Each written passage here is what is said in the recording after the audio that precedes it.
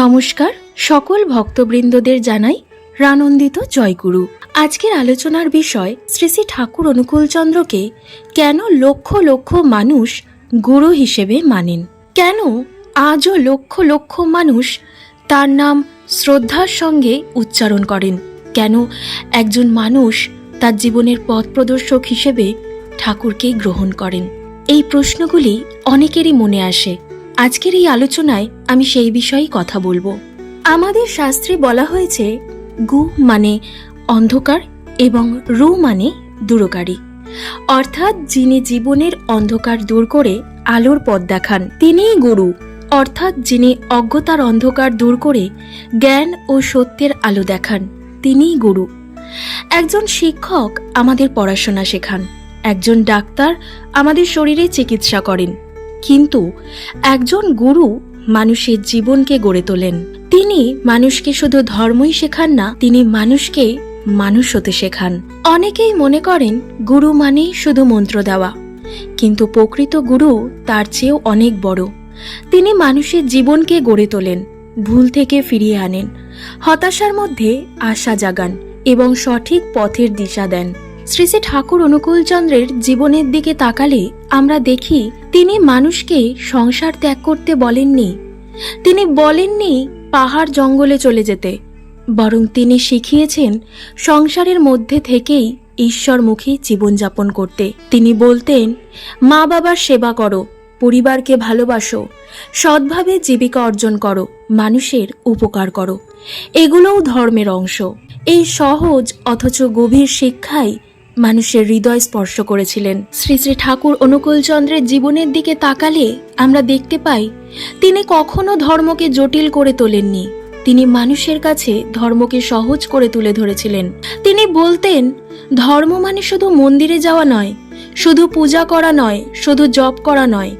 ধর্ম মানে জীবনকে সুন্দরভাবে গড়ে তোলা, ধর্ম মানে সত্যবাদী হওয়া, ধর্ম মানে মা বাবাকে সম্মান করা, ধর্ম মানে মানুষের উপকার করা, ধর্ম মানে নিজের চরিত্রকে উন্নতি করা। এই সহজ কথাগুলোই মানুষের হৃদয়কে স্পর্শ করেছিল। একবার ভেবে দেখুন, অনেক মানুষ তার কাছে গিয়েছিলেন দুঃখ নিয়ে, কেউ অর্থকষ্টে, কেউ পারিবারিক সমস্যায়, কেউ মানসিক অশান্তিতে। তারা অনুভব করেছিলেন যে ঠাকুর শুধু উপদেশ দেননি, তাদের মনোবলও বাড়িয়েছেন। তার বাণীতে বারবার একটি কথা ফিরে আসে, জীবনকে ভালোবাসো, মানুষকে ভালোবাসো, সত্যকে আঁকড়ে ধরো। তার প্রতিষ্ঠিত সৎসঙ্গ আন্দোলনও এই আদর্শের উপর দাঁড়িয়ে আছে।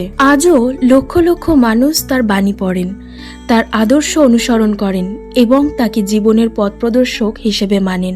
এই কারণেই ভক্তদের কাছে তিনি শুধু একজন ধর্মীয় ব্যক্তি নন, তিনি গুরু, আশ্রয় এবং অনুপ্রেরণার উৎস।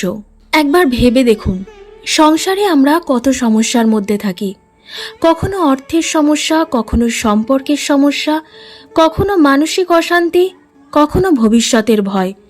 এই সময় একজন মানুষ এমন কাউকে খোঁজে যিনি তাকে সঠিক পথ দেখাতে পারবেন। ঠাকুরের ভক্তরা বিশ্বাস করেন তারা সেই পথ প্রদর্শককে ঠাকুরের মধ্যেই পেয়েছিলেন। শ্রী শ্রী ঠাকুর বলতেন, সংসার ছেড়ে পালিয়ে গেলে চলবে না, সংসারের মধ্যেই নিজেকে গড়ে তুলতে হবে, নিজের পরিবারকে ভালোবাসতে হবে, নিজের কর্তব্য পালন করতে হবে, সৎভাবে জীবনযাপন করতে হবে। এই শিক্ষা অনেক মানুষের কাছে নতুন দিশা হয়ে উঠেছিল, কারণ অনেকেই ভাবতেন আধ্যাত্মিক জীবন মানে সংসার ছেড়ে দেওয়া, কিন্তু ঠাকুর দেখালেন সংসার এবং সাধনা একসঙ্গেও চলতে পারে। তিনি মানুষকে বাস্তব জীবন থেকে দূরে সরিয়ে দেননি, বরং বাস্তব জীবনকে আরো সুন্দর করে তুলতে শিখিয়েছেন। আর এখানেই একজন প্রকৃত গুরুর পরিচয়।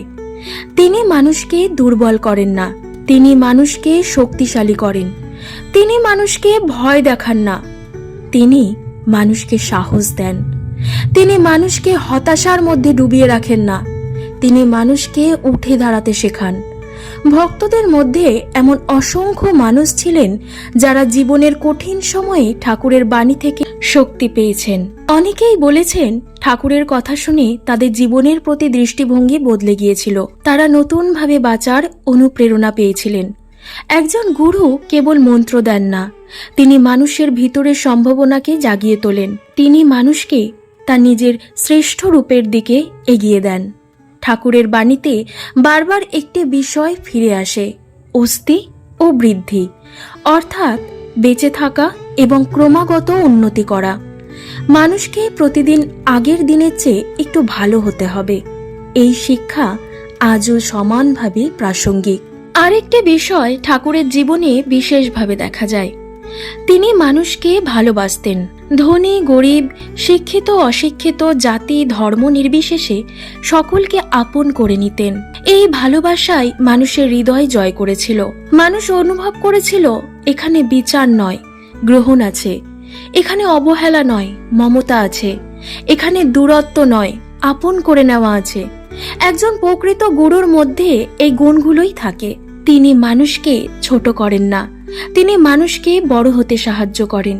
তাই ধীরে ধীরে অসংখ্য মানুষ তার কাছে আসতে শুরু করলেন। কেউ এলেন শান্তির খোঁজে, কেউ এলেন জ্ঞানীর খোঁজে, কেউ এলেন জীবনের সমস্যার সমাধান খুঁজতে। আর অনেকেই তার মধ্যে এমন একজনকে খুঁজে পেলেন যিনি তাদের জীবনের পথ দেখাতে পারেন। সেই কারণেই তারা তাকে গুরু হিসেবে গ্রহণ করলেন। আজ এত বছর পরেও তার বাণী পড়া হয়, তার আদর্শ অনুসরণ করা হয়, তার নাম স্মরণ করা হয়। কারণ ভক্তদের বিশ্বাস একজন গুরু কখনো শুধু একটি সময়ের জন্য আসেন না, তার শিক্ষা যুগের পর যুগ মানুষকে পথ দেখায়। তাই যখন প্রশ্ন করা হয় শ্রী শ্রী ঠাকুর অনুকূলচন্দ্রকে কেন গুরু মানা হয়, তখন ভক্তদের উত্তর হয়, কারণ তিনি মানুষকে ঈশ্বরের পথে ডেকেছেন, কিন্তু জীবন থেকে দূরে সরিয়ে দেননি। কারণ তিনি ধর্ম শিখিয়েছেন, কিন্তু অন্ধবিশ্বাস শেখাননি। কারণ তিনি মানুষকে ভালোবাসতে শিখিয়েছেন। কারণ তিনি মানুষকে উন্নতির পথে চলতে শিখিয়েছেন। কারণ তিনি মানুষের জীবনে আশা, সাহস এবং দিশা জাগিয়েছেন। আর সেই কারণেই লক্ষ লক্ষ মানুষের হৃদয়ে আজও তিনি গুরু, পথ প্রদর্শক এবং আশ্রয় হয়ে আছেন। জয় গুরু। সবাই ভালো থাকুন, সুস্থ থাকুন, ঠাকুরের আদর্শে জীবন গড়ে তুলুন। আজ এই ভিডিওটায় আপনাদের মনে জমে থাকা এই একটি প্রশ্নের উত্তর হয়তো পেয়ে গেলেন। আমি অবশ্যই আবারও অন্য ভিডিও নিয়ে আসব ঠাকুরের এরকম নানান কাহিনী এবং জীবনের অনেক গল্প নিয়ে। ঠাকুরের কথা কোনোদিন শেষ হওয়ার নয়। তাই বলবো আমার এই চ্যানেলের সাথে থাকুন, আমার চ্যানেলটি সাবস্ক্রাইব করুন এবং কমেন্টে লিখুন রানন্দিত জয়গুরু। আপনারা ভালো থাকুন, সুস্থ থাকুন। আজ এই পর্যন্তই। আবারও আসবো ঠাকুরকে নিয়ে আলোচনা করতে। জয় গুরু।